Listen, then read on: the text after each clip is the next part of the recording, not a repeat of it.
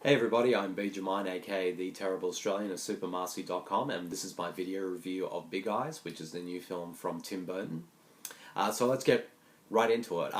I should say first of all, I didn't really know too much about the true story behind the creation of the Big Eye paintings. Like of the paintings themselves, I remember probably seeing them once or twice. I can't remember the specifics of when I saw them, but I was kind of But when I first heard that this film was announced, I knew what the the paintings, which were the subject of the film, looked like. But I honestly didn't know the actual true story behind these paintings. And when I sort of learned a bit more about the story behind this film, I just found it incredibly fascinating. And I love films that sort of have stories that are so unbelievable that they couldn't possibly be true. And this film is a good example of that. And and it doesn't surprise me at all that this film was got a lot of was appealing to Tim Burton, and and I know sort of the last couple of years Tim Burton has sort of had a bit of a mixed, track record when it comes to his films from both fans and critics. But for me personally, I've sort of really liked a lot most of the films that he's made in the past 10 years. Like I was a big fan of Charlie and the Chocolate Factory. I thought Sweeney Todd was a terrific film, and I thought that Frankenweenie was absolutely wonderful. But then again, but that being said, Alice in Wonderland, I didn't hate it as much as other people. I did, but at the same time, I thought that was a mixed bag, and also I did feel Dark Shadows was average. So I didn't have any expectations either way when it came to this film. But that being said, though, I thought, in a way, what made this film really interesting to me, that this is probably one of the most low-key films that Tim Burton has done in quite a while. There's nothing about this film that sort of screams Tim Burton. Like, none of his trademarks and all the sort of little things that we all know and love him for, or hate him for, aren't really that present in this film at all. And I can't even remember the last time that Tim Burton was this low-key in a film. I suppose you could say probably Ed Wood in a way, but even then it had sort of elements of that we all know and love from Tim Burton. But that being said, though, I thought Tim Burton did a really good job with this film. I could definitely see watching the film why this story appealed to him, and I just thought he just did a really solid job just creating this sort of interesting story and fascinating story and making it really interesting and compelling as a film. And the film just looks beautiful. Bruno Delbonnel, who has worked with Burton before on Dark Shadows, and he's also an Oscar-nominated cinematographer, did a wonderful job with the look of this film. It absolutely looks gorgeous. The colours are beautiful. It's just a gorgeous looking film. And the film is set in, sunny California. So it's always sunny, it's always beautiful. And it's definitely the sunniest film that Burton's made in a while as well.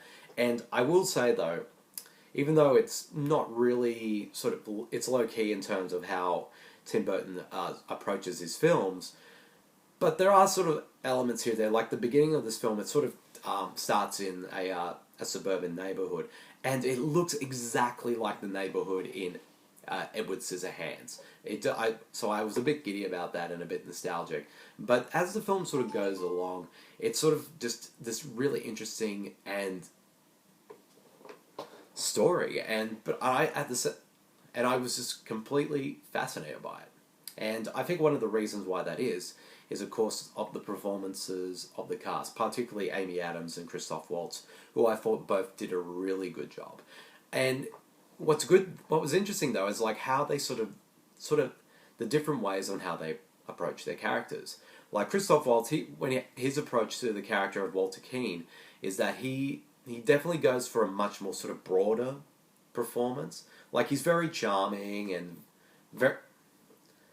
very likable, but of course he has a bit of a dark side to him. And some people may say he's just basically Waltz is, playing the same character again as he did in, Inglourious Bastards or Django Unchained, and that sort of charismatic but kind of sort of slightly sinister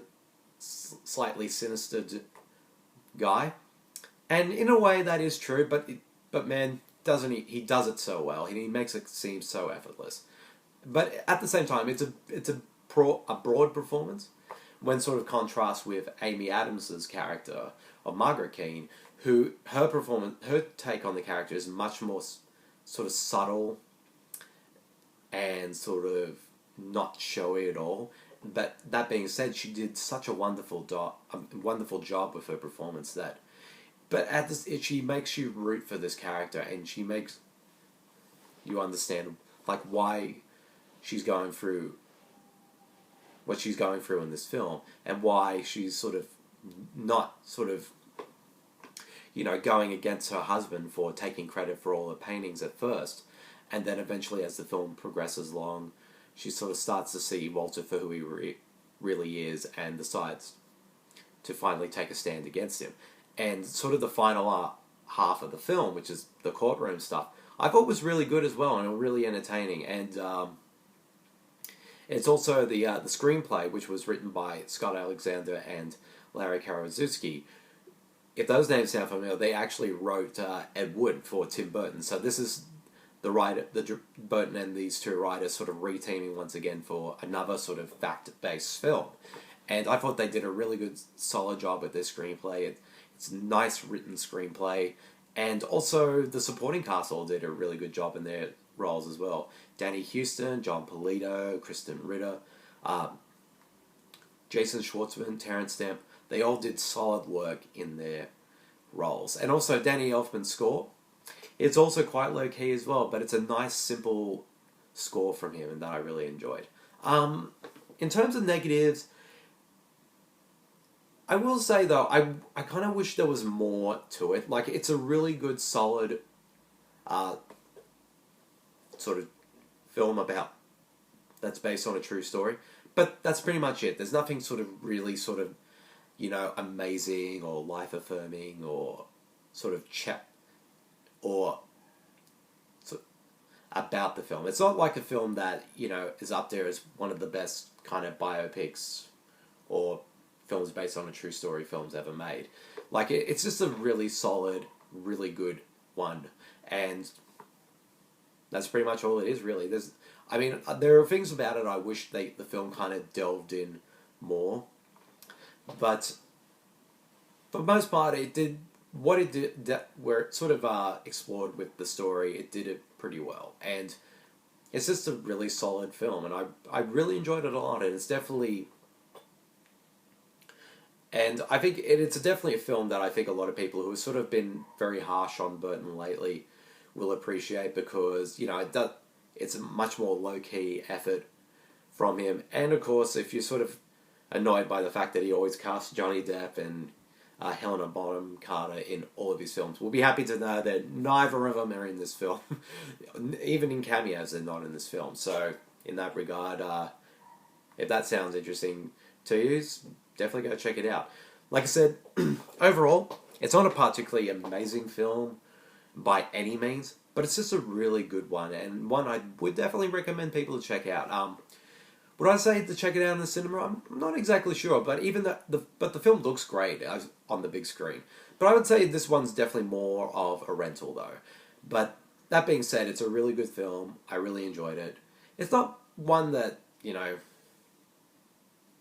that's going to be up there as one of the best of its kind ever made. But for what it is, it's pretty good. I really enjoyed it a lot. So if I had to rate this film, I'd give it a solid 4 out of 5. It's very well directed, very well acted, and solidly written. So definitely check out, if you're interested, definitely check out Big Eyes. I'd say it's worth a watch. So yep, that's the end of my video review of Big Eyes. I hope you all enjoyed it, and I'll see you all later. See you, everyone. Bye.